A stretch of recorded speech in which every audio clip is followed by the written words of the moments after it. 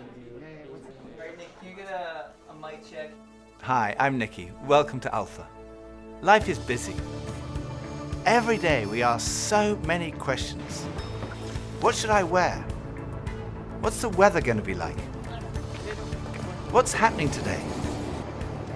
How am I going to fit everything in? But then there are those bigger questions. Like, why am I here? Where am I heading? Is this it? Is there more to life than this? These are life's big questions, but there's rarely enough time to think them through properly. We all have different perspectives on the meaning of life and faith, and Alpha is an opportunity to explore life's big questions. This is a great place to come together and talk about them openly and honestly. I'm Gemma. I'm Toby. And this is Alpha.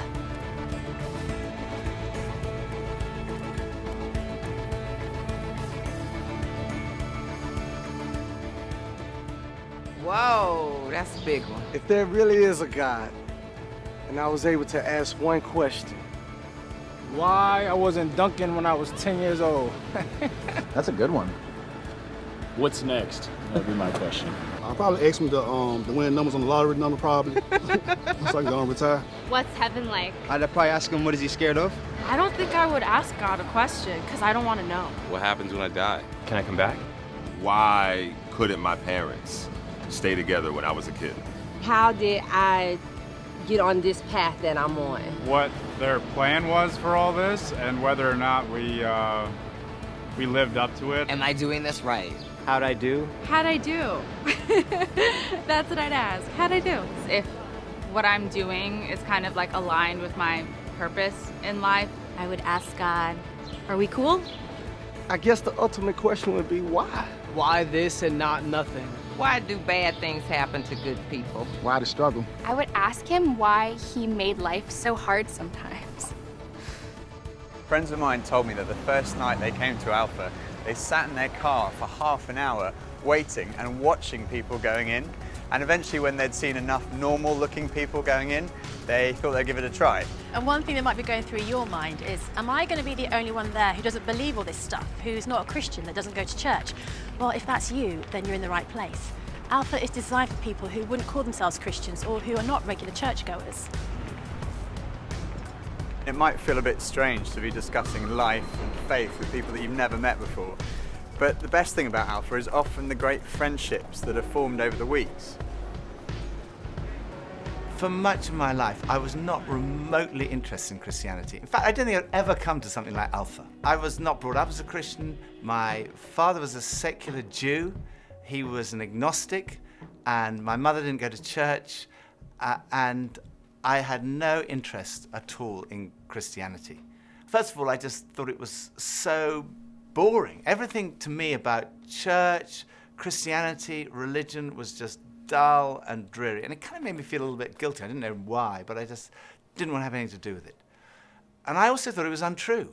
I thought I'd sort of thought it through, and I'd come up with these intellectual objections, and I called myself, very pretentiously, I called myself a logical determinist. And I quite enjoyed arguing with people who called themselves Christians. And at university, I had a bit of a reputation for being an argumentative atheist.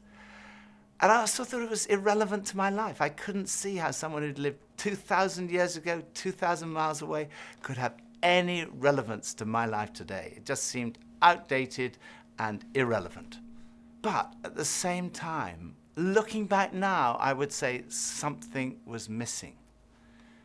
I say that because I don't think I was living in the moment. I was always looking forward to the next thing in life. So when I was at school, I was thinking, when I finish my exams, maybe that will be when I'm going to really start to enjoy life. I finished my exams, and then after about 3 weeks, I started to think there's got to be more to life than this. And I thought, well, maybe when I've left school, that will be what life's all about. And then I left school, and after about 3 weeks, I started to think, there's got to be more to life than this. I thought, well, maybe the answer is to get a girlfriend. And somehow, I don't know how I managed it, but I managed to find a girlfriend. Again, after about 3 weeks, I started to think, there's got to be more to life than this. And basically, there was something missing. I was longing for more. The actor Jim Carrey once said, I wish everyone could get rich and famous and have everything they've ever dreamed of. so they would know that's not the answer. Some people dream of having their name in lights, of fame and fortune. Some people dream of finding happiness through relationships, careers, money, whatever it may be. But do you ever get that niggly feeling that as good as those things are, there must be more to life? Yeah, all too often life just doesn't turn out the way we think it should. And even when it does and we achieve our wildest dreams, it's somehow never quite enough. It just doesn't satisfy. It's like there's something missing. And Jesus said, I am the bread of life. In other words, I'm the one who fulfills the longing that's deep inside every human heart. Jesus claimed to be the one person who can satisfy that spiritual hunger. Freddie Mercury, the lead singer of the rock group Queen, had amassed a huge fortune and attracted millions of fans. But he admitted in an interview shortly before his death that he was desperately lonely. He said this, "You can have everything in the world and still be the loneliest man, and that's the most bitter type of loneliness. Success has brought me world idolization and millions of pounds, but it's prevented me from having the one thing we all need, a loving, ongoing relationship." Ultimately, there's only one relationship that is totally loving and goes on forever, and that's a relationship with God. And Jesus said, I am the way to that relationship. Jesus said, I am the way, the truth, and the life.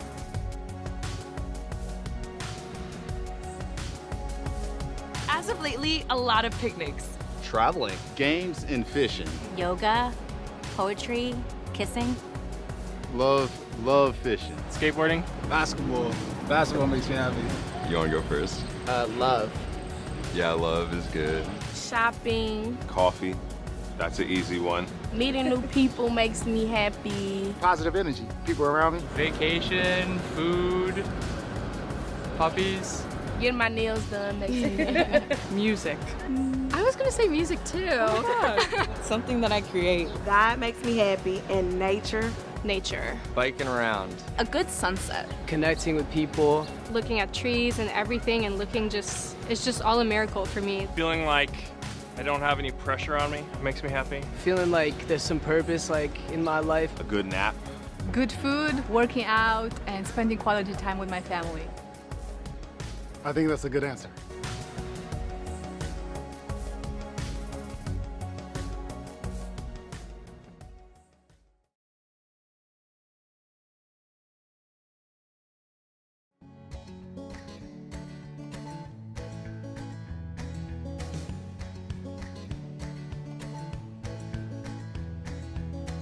When I was about 17, I was sitting having a burger with two friends, and we were looking out the window and commenting on a few of the stores across the street, and I suddenly realized that I couldn't read any of the signs, even if I squinted. So I asked if I could borrow one of my friend's pair of glasses, and as soon as I put them on, I realized I could see everything, like colors, shapes, words. I was amazed at how everything was so clear. And I could see before, but now I could really see. And to me, that's the best way to describe the difference that Jesus makes. Jesus is the lens through which we see God, and he's also the lens by which we see the world in a totally different way. Jesus said, I am the truth. Some people's response to a Christian might be, well, it's great for you, you found meaning and purpose in your life, but it's not for me. But when you think about it, that's not actually a logical position, because if Christianity is true, it's of vital importance to every one of us. And if it's not true, it's not great for us, because it means we're deluded. C.S. Lewis was one of the great intellectual giants of the 20th century, probably best known as the author of the Chronicles of Narnia. He said this, Christianity, if false, is of no importance, and if true, of infinite importance. The only thing it cannot be is moderately important. I come from a family of lawyers, so naturally I wanted to look at the original documents and sources.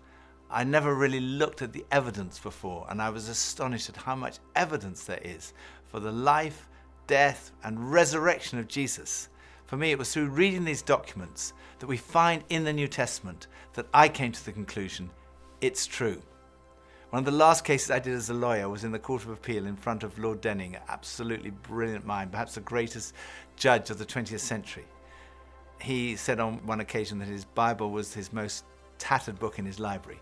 He'd examined the evidence really carefully, and he came to the conclusion, it's true. One former professor of history at Oxford University described the resurrection as the best attested fact in history. I hadn't realized how many of the pioneers of modern science were believers. Descartes, Newton, Kepler, Galileo, Locke, Copernicus, Faraday, Kelvin, Pasteur. Francis Collins, one of the greatest scientists of our time, was director of the Human Genome Project, mapping the 3 billion letters in the human DNA, considered by many to be the most significant scientific undertaking of our time. He describes how he encountered Jesus and came to believe in the truth of Christianity. Well, in the home where I grew up, faith was not something that was talked about very much. My father was a professor of drama, my mother a playwright. When I went to college and those discussions in the dorm late at night about religion began to occur, I had no particular reason to attach value to a faith system. It had never been something I was familiar with or had internalized at all. And I assumed that any religious feelings that anyone held must be on the basis of some emotional experience, and I didn't trust those, or on the basis of some childhood indoctrination, which I felt I was fortunate to have missed. I loved the experience of learning about the human body and all of the components of that, and I particularly loved being introduced to genetics.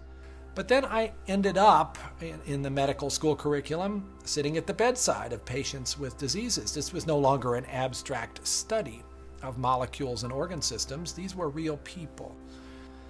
And one afternoon, one of my patients, a wonderful elderly woman, much like a grandmother, who had very bad heart disease. She had a particularly bad episode of chest pain while I was with her. She got through it, and at the end of that, explained to me how her faith was the thing that helped her in that situation. She realized that the doctors around her weren't really giving her that much help, but her faith was. And after she finished her own very personal description of that faith, she turned to me, and I had been silent, and she looked at me quizzically, and she said, "What do you believe, doctor?" And ultimately, I had to admit to myself that her question had made me realize that I had arrived at an answer to the most important issue that we humans ever deal with. Is there a God? And I had arrived there without ever really looking at the evidence. And I was supposed to be a scientist. If there's one thing scientists claim they do, is to arrive at conclusions based upon evidence.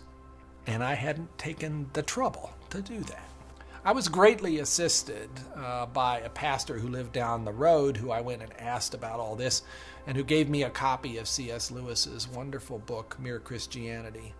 Because here was an Oxford scholar, a prodigiously developed intellect, who had traveled the same path. Within those pages, I realized for the first time that one can come to belief on a rational basis, and that in fact, given the many pointers that one sees around oneself in terms of the universe and it having a beginning, and its fine-tuning in terms of the way in which all those constants that determine the behavior of matter and energy seem to have been set just in a certain very precise range to make life possible.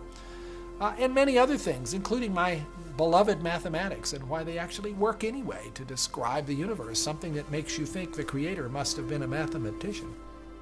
That brought me then to the person of Jesus Christ as a person who was historically extremely well documented. That was news to me. I thought Christ was as much myth as history, and I realized after reading more about it, this was a historical figure upon which we have a great deal of evidence for his existence and his teachings, and even his rising from the dead in a literal way.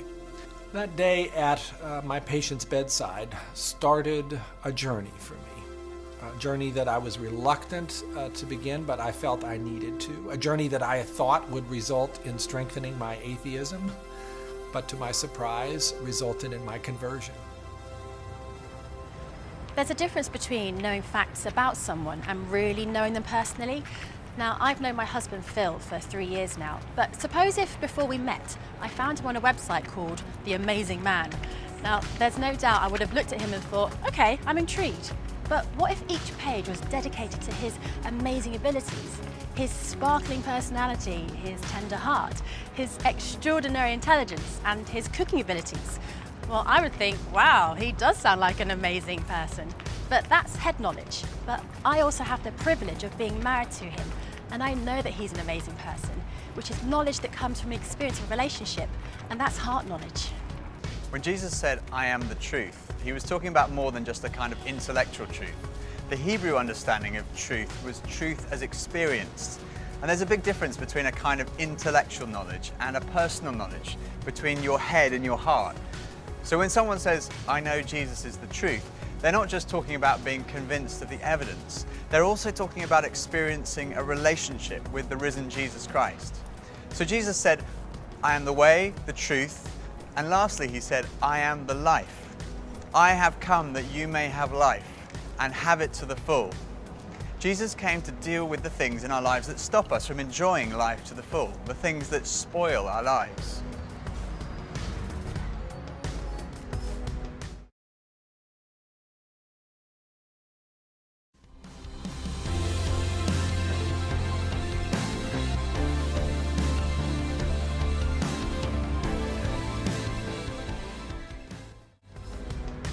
I hate shopping. I loathe it.